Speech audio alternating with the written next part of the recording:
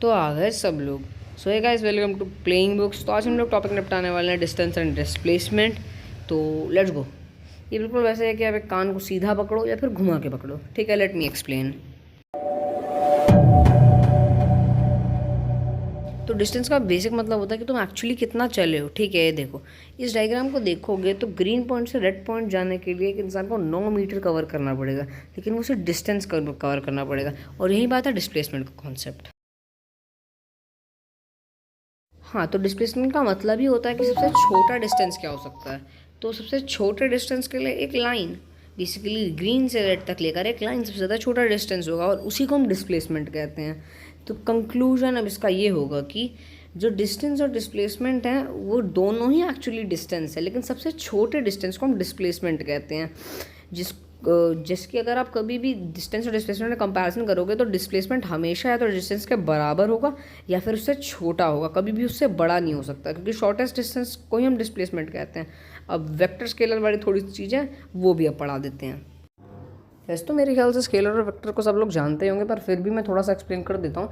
Physics में जब भी हम किसी क्वांटिटी को पढ़ते हैं तो हम 3 चीज़ों पे ध्यान देते हैं: मैग्नीट्यूड, यूनिट और उसका डायरेक्शन। तो ज़रूरी नहीं डायरेक्शन सब में हो, इसीलिए 2 क्वांटिटीज़ बनाई गई, स्केलर और वेक्टर। स्केलर क्वांटिटीज़ में सिर्फ मैग्नीट्यूड होता है। मैग्नीट्यूड का मतलब होता है वो न्यूमेरिकल वैल्यू जो लिखी होती है कई बार, जैसे कि 40 सेकेंड्स, इसमें 40 मैग्नीट्यूड है।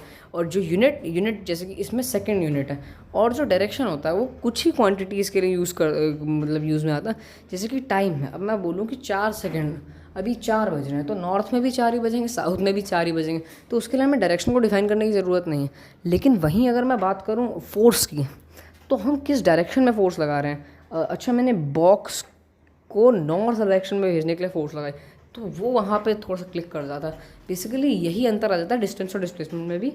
तो बताते हैं, जैसे कि डिस्टेंस एक ऐसी क्वांटिटी है जिसको हम स्केलर क्वांटिटी कह सकते हैं, उसको डायरेक्शन की ज़रूरत नहीं होती।